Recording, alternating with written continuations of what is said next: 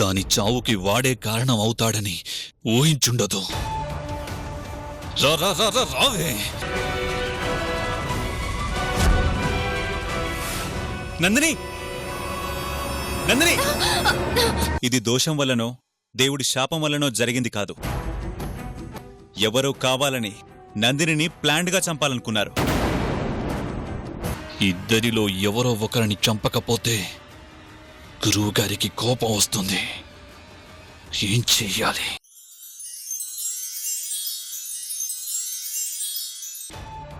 ఈసారి సావిత్రిని లక్ష్యంగా చేసుకుంటాను. అది కూడా నన్ను నమ్మింది కాబట్టి దాన్ని సులభంగా చంపొచ్చు. సావిత్రి, ఈసారి చావు నీ వెంట పడుతుంది. అన్నయ్య,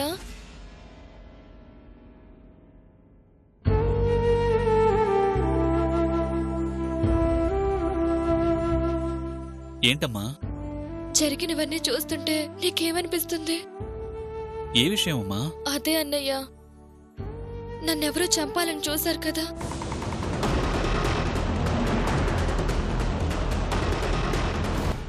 ఎవరో చేసిన పని కాదమ్మా, అవి అనుకోకుండా జరిగినవే. వాటి గురించి ఎక్కువగా ఆలోచించకు. అలా అంటావేంటన్నయ్యా? అవేవి అనుకోకుండా జరిగినవి కాదు. ఎవరో మనల్ని చంపాలని చూస్తున్నారు. నాకెందుకో భయంగా ఉందన్నయ్యా. నన్ను చంపడం కుదరలేదని ఈసారి ఎవరి మీద ఎలాంటి ప్రయత్నాలు చేస్తారోనని భయం వేస్తుందన్నయ్యా. అరే, భలే ఊహించావే. ఇప్పుడే చావుని దారి మళ్లించాను. ఈలోపే కనిపెట్టేశావుగా. ఇలాంటి విషయాల్ని అశ్రద్ధ చెయ్యొద్దన్నయ్యా. నువ్వు కూడా బయట తిరగద్దు. ఒంటరిగా ఎవరిని బయటకు పోనివ్వద్దు. సర్లేమ్మా, నీ మాట నేను కాదంటానా? అలాగే చేద్దాం. అయినా చిన్నపిల్లల భయపడితే ఎలా? నాకెందుకో భయంగా ఉందన్నయ్యా.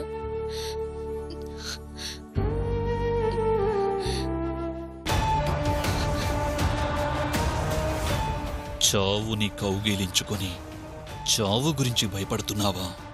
నీ మృత్యువు నేనేనే.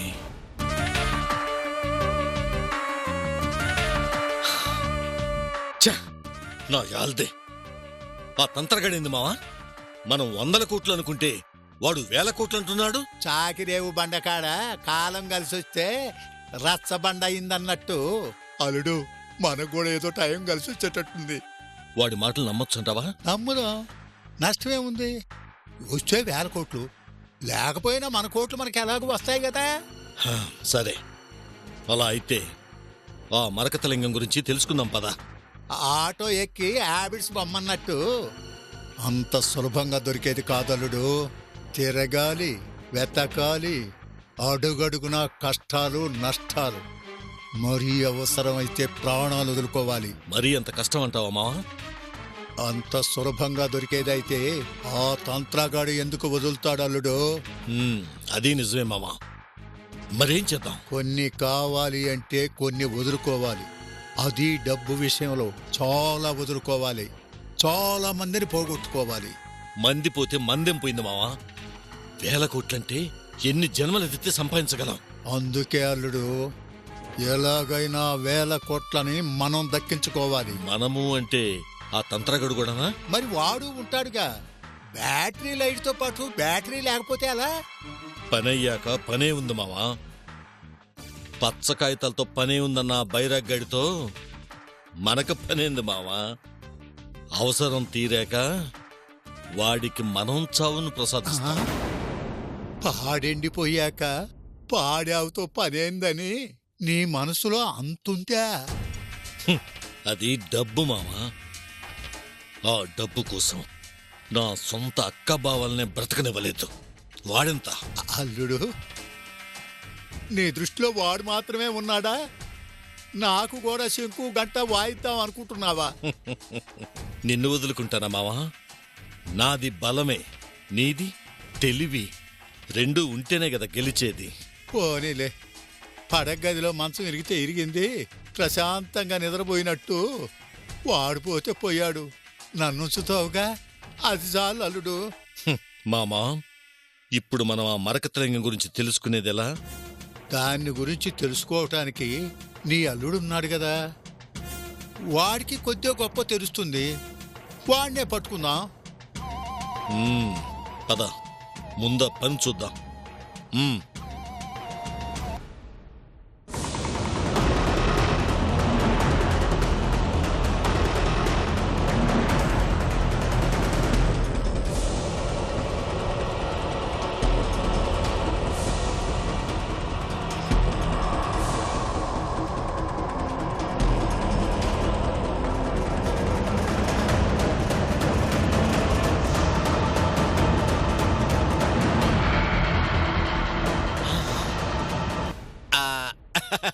అల్లుడు, ఏం చేస్తున్నావు? ఏం చెయ్యాలో ఆలోచిస్తున్నా. సవరాలు అమ్మేవాడిని సవరం కట్టొచ్చా అని అడిగినట్టు వీడు వాడి మాయలో పడి ఉంటే ఆ పరామర్శలు ఎందుకు అల్లుడు? డైరెక్ట్ గా మ్యాటర్లోకి వచ్చేసాయి. అవును కదూ. అల్లుడు, నేనొక విషయం అడుగుతాను, నీకు తెలిసిన నిజాలు టకా టకామని చెప్పు.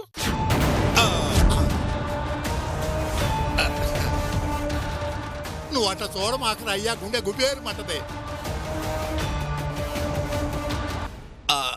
ఇప్పుడు ఆ మరకతలింగం గురించి నీకు తెలిసిన విషయాలు చెప్పు. మరకతలింగమా? అది ఇక్కడ లేదు. కేరళలో మా ఇంటికి దక్షిణంగా అటవీ ప్రాంతంలో మా పూర్వీకులు కొలిచిన పుట్ట ఉంది.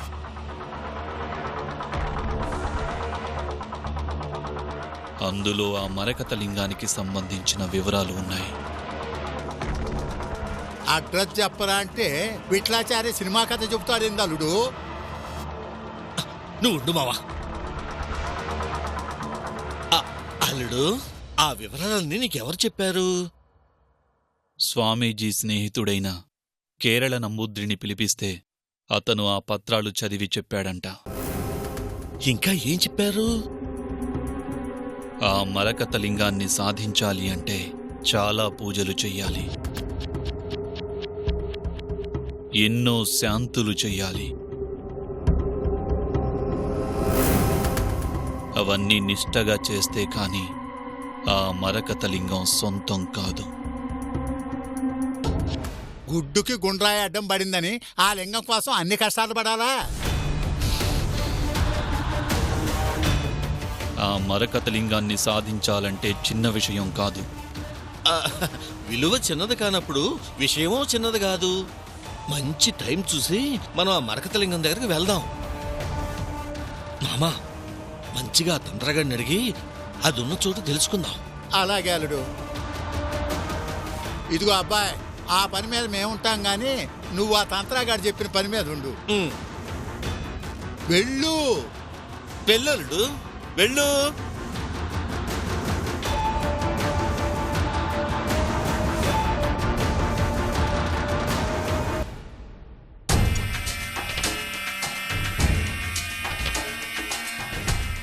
మామా, వాడి దగ్గర ఎలాగైనా విషయం రాబట్టాలి. అవసరం తీరేదాకా ఆవేశపడకు, అవసరం తీరాక ఆలోచించకు.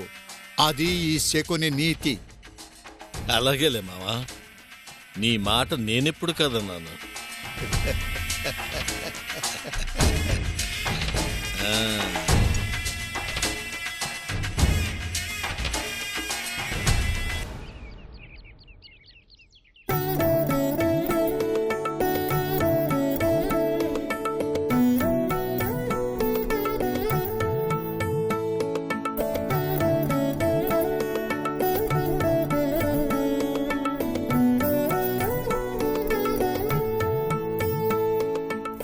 ఏంటిది? ఇల్లంతా డెకరేషన్ చేసింది ఏంటి? రోజు స్పెషల్? వదినా, వదినా, వస్తున్నా నందిని. ఈరోజు ఏమైనా స్పెషల్ వదినా? ఏమో, నాకు కూడా తెలీదు నందిని.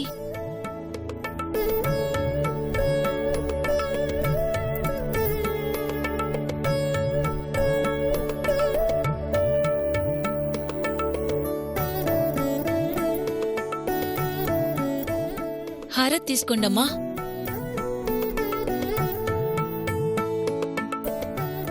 ఏంటత్తయ్యా ఈరోజు ఏమన్నా పండగ? పిచ్చి మొద్దు, ఈరోజు దసరానే. పండగలు పబ్బాలు కూడా మర్చిపోతున్నారు. ఏం పిల్లలో ఏమిటో. అవునత్తయ్యా, ఇల్లంతా నువ్వే డెకరేట్ చేసావా?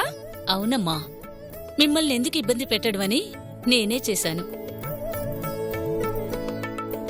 అవును, సత్య ఏడి? సర్లే, ముందు మీరెళ్ళి రెడీ అవ్వండి. అలాగే అత్తయ్య.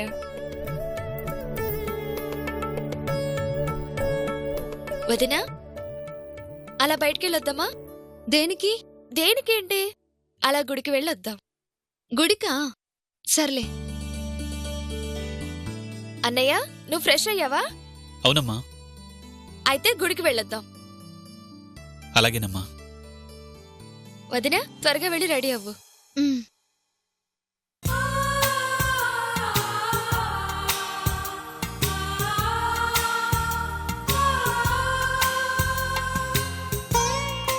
అన్నయ్య, ఈ రోజంతా నువ్వు మాతోనే స్పెండ్ చేయాలి. ఎటూ వెళ్ళకూడదు. మీరింత మంచి అవకాశం ఇస్తే నేనెందుకు వదులుకుంటాను? ఏంటన్నయ్య ఆలోచిస్తున్నావు? ఏం లేదమ్మా. సరే, నువ్వు రెడీ అవ్వు, బయలుదేరదాం.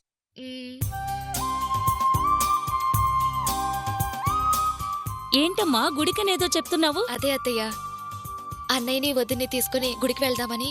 అవునమ్మా, పండగ దినం, తప్పనిసరిగా వెళ్ళి రావాలి. మీరు ముగ్గురు వెళ్ళిరండి, నేను ఇంట్లో వంట కార్యక్రమం చూస్తాను. అలాగే అత్తయ్య.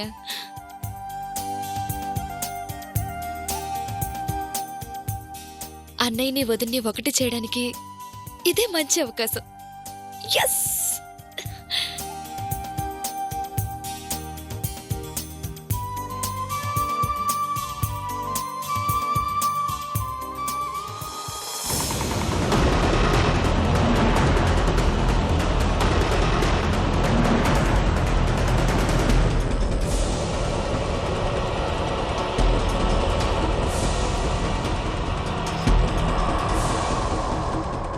గుడికి బయలుదేరుతున్నారా? పైగా నన్నే రమ్మంటారా? మీ చావుకి మీరే ఆహ్వానం చెప్తున్నారు. పదండి, మీ మృత్యువు మీకోసం కాచుకొని ఉంది.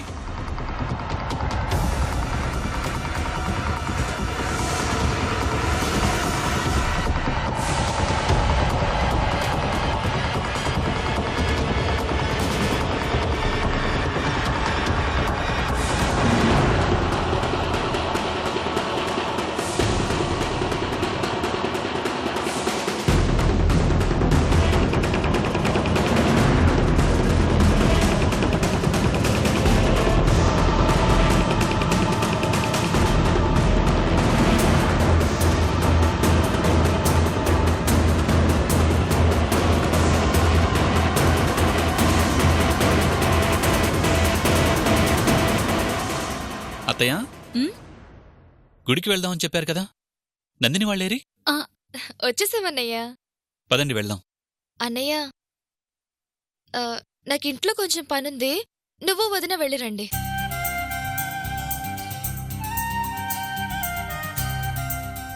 అదేంటమ్మా, నువ్వు కూడా రా. లేదులే అన్నయ్య, నేను రాలేను. అదేంటి నందిని, ఇద్దరం వెళ్ళి వచ్చేద్దాం పదా. ఏమ్మా, నేను రాకపోతే ఏం? మీ వారొస్తున్నారుగా, హ్యాపీగా వెళ్ళిరా. ఊరుకో నందిని, నువ్వు మరీను.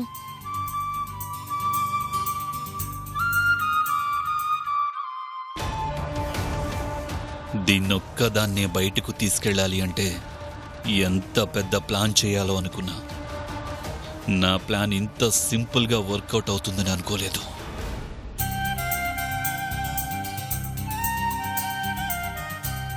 చాలే ఆపు. సావిత్రి, దీంతో నీకెందుకు? సత్య వస్తున్నాడుగా, మీరిద్దరూ వెళ్ళిరండి. తను రానుంటుందిగా, ఎందుకు ఇబ్బంది పెట్టడం? మీరిద్దరూ హ్యాపీగా వెళ్ళిరండి. ఏం సత్య, నందిని వస్తే గాని నువ్వెళ్ళవా? చచ్చా అదేం లేదు అత్తయ్య, నందిని రానంటుందిగా, మేమిద్దరం వెళ్ళొస్తాం. వెళ్దామా? వెళ్ళొస్తాం పిన్ని. ఉమ్. వస్తాం నందిని.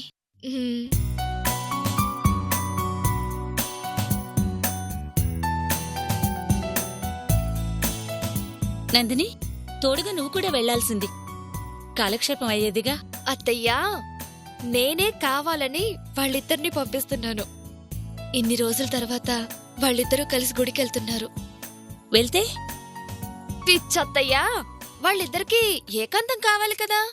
అయితే అయ్యో, నీకు చెప్పడం నా వల్ల కాదు. ఏంటిది? ఏం మాట్లాడుతోందో అర్థమై చావట్లేదు. నా మతి మరుపు మండా.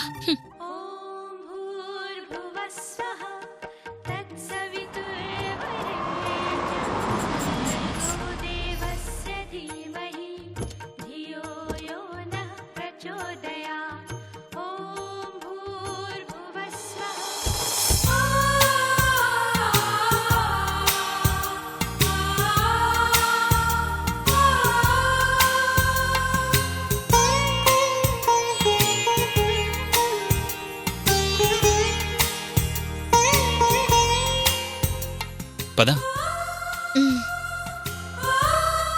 భగవంతుడా, ఇన్నాళ్ళకి కరుణించావా?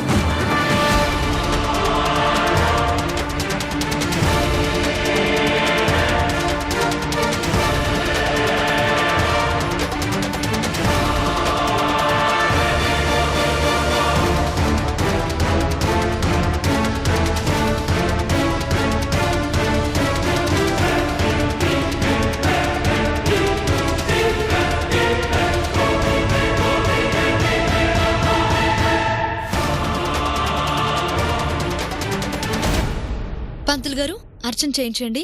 తమ గోత్రనామాలు చెప్పండమ్మా. శ్రీవత్స గోత్రం శ్రీవత్స గోత్రస్య సత్యప్రసాద్, సత్యప్రసాద్ నామధేయస్య సావిత్రి.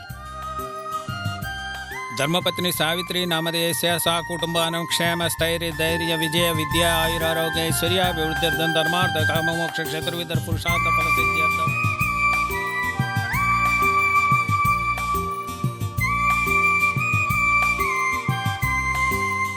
దండం పెట్టుకోండి.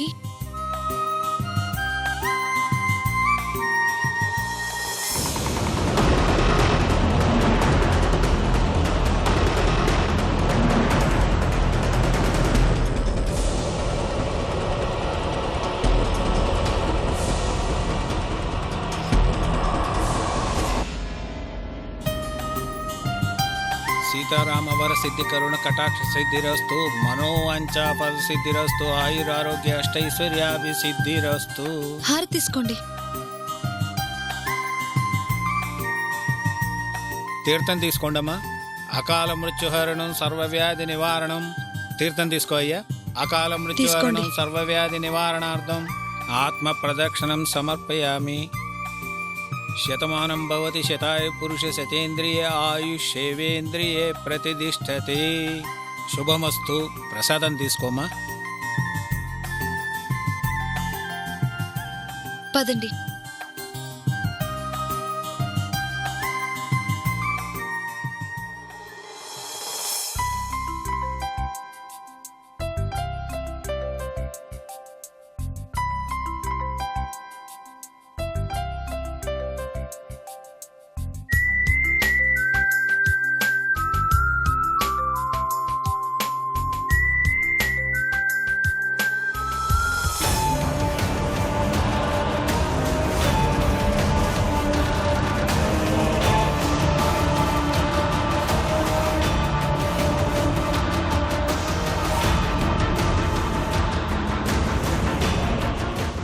ఇదేనే నీ ఆఖరి రోజు. నీ సిగ్గుకి, నీ ఆనందానికి, అన్నింటికి ఇదే చివరి రోజు.